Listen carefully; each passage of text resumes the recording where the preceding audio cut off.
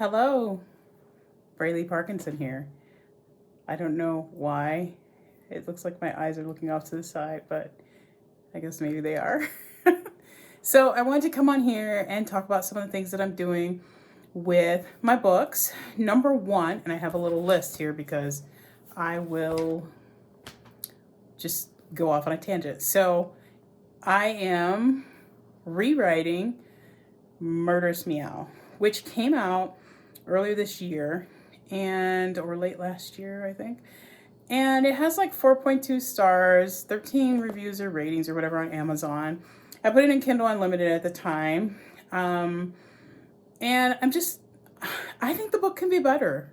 I don't like having, the 4.2 stars. So I'm rewriting it, and I'm rewriting it longhand in a notebook, as crazy as that sounds.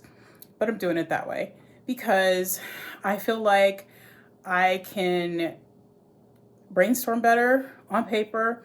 The cursive helps me, the writing, physically writing helps me connect with my characters. So I'm doing that. Sounds crazy, but that's what I'm doing. I'm going to rewrite the entire series because I have 3 books out in that series. Technically, I unpublished them because I'm not happy with them.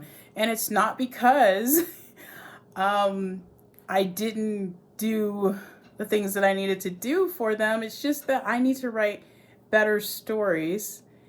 Sorry, that's kind of bothering me. I need to write better stories. And I can write better stories, but I think I have to write them longhand, which is how I wrote my first several books. So that's what I'm doing. It's 2 days after Thanksgiving.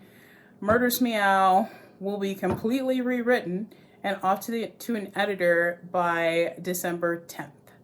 So I'm really excited about that. I'm going to re-release it January 31st.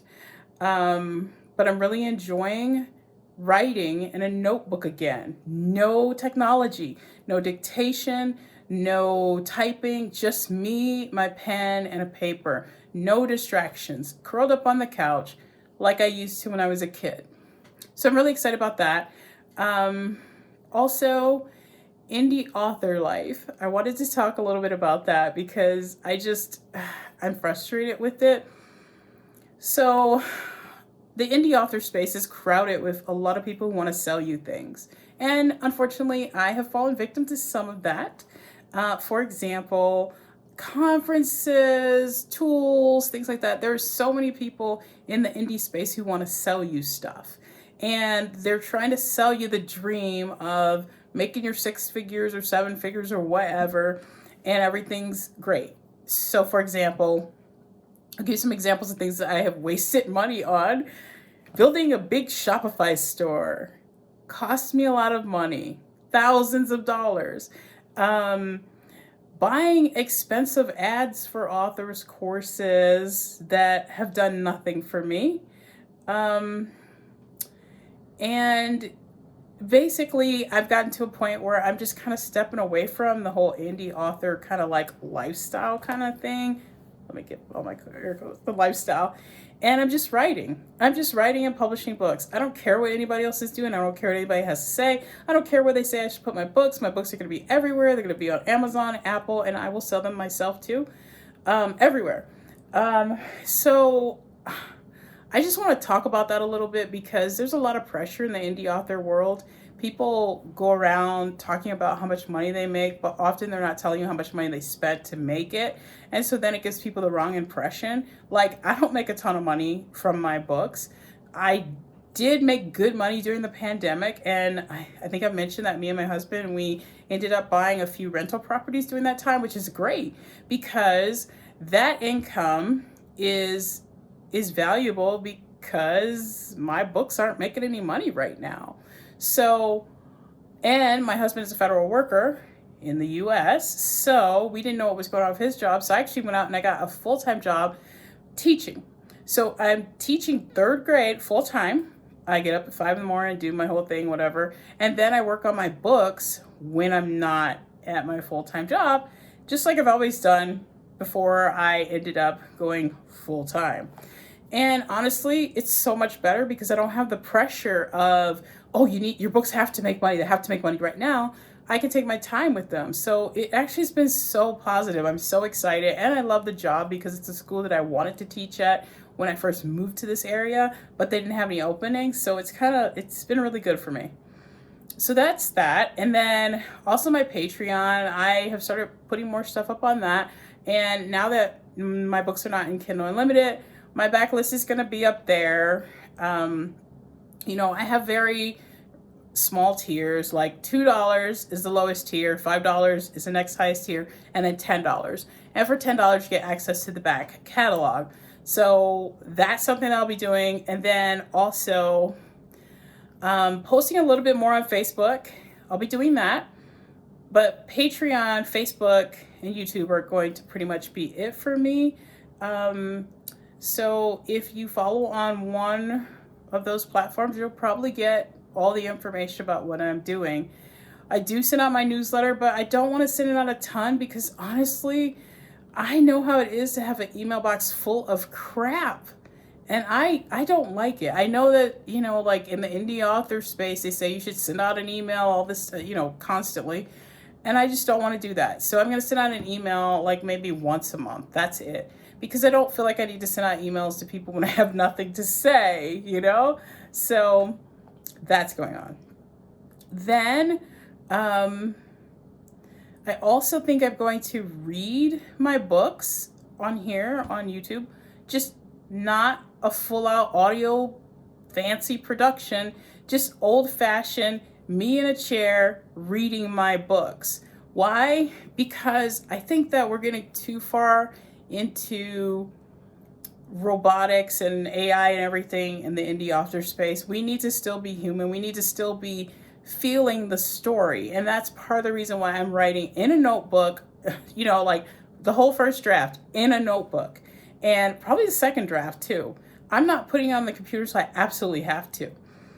And then after that, like I know people tout all these, AI editing services or whatever. No, I'm going to send it to a human to read it. Why? Because honestly, AI is not my friend. I don't write the type of books that AI is like, oh yeah, that's good. That's good. Some of my characters are religious. They don't have these wild lifestyles. They're more traditional characters, kind of conservative. And AI doesn't like that. So, I don't even want to use it for editing or anything like that. I just want a good human that will do it. With that said, unfortunately, there are a lot of humans who are saying that they're editors and they're not. I have every book edited. Every single one. In fact, sometimes I have an editor, a proofreader. I've had developmental editors, all types of things. And initially, things were great. Like my first few books, all the editors I had, they did well. But then as time went on, there were more and more editors. So if I couldn't book the ones that I used in the past, I'd use somebody different. Unfortunately, those editors have not been great. And I would say that the last book that I had edited that I feel like, okay, that was good, was really Awakening. I think that the editor did a really good job. But the other books since then, I've used editors who have charged, kind of high prices, but haven't done a great job. So now I'm going back to the very heavy vetting of editors. You got to show me what books you have worked on, your credentials, what schools you've gone to, all that stuff, because there are a lot of people out there who are saying, I'm an editor, and they're not, okay? So I guess I'm just making this video to fill you in on all my frustrations and all that good stuff. So that's what I'm doing in my life. Here's my plan. In 2026, I will be publishing 3 books, just 3. And they will be second editions of the cozy cat mystery books that I tried to publish this year. So, and they will be published January 31st, April 30th, and July 31st. That's it. Meanwhile, I will be working in between all of that. teaching full time, but obviously I have the summers off, and actually I have pretty good, like teacher at my school. I get a lot of time off, so I'm thankful. Like for example, 20 days I'll be on Christmas break for, 2.5 weeks. So that's great. And then spring break in April. And then, we finish May 23rd. So those are the books that I have planned. I have Murderous Meow, January 31st, Frosty Feline, April 30th, and then on July 31st, Paranormal Pause. So that's what I have going on. That's about it for me. Excuse the hat and all that. I'm on break. I'm not thinking about getting all dialed up. So that's all for now. Braylee Parkinson signing off, and I will see you soon.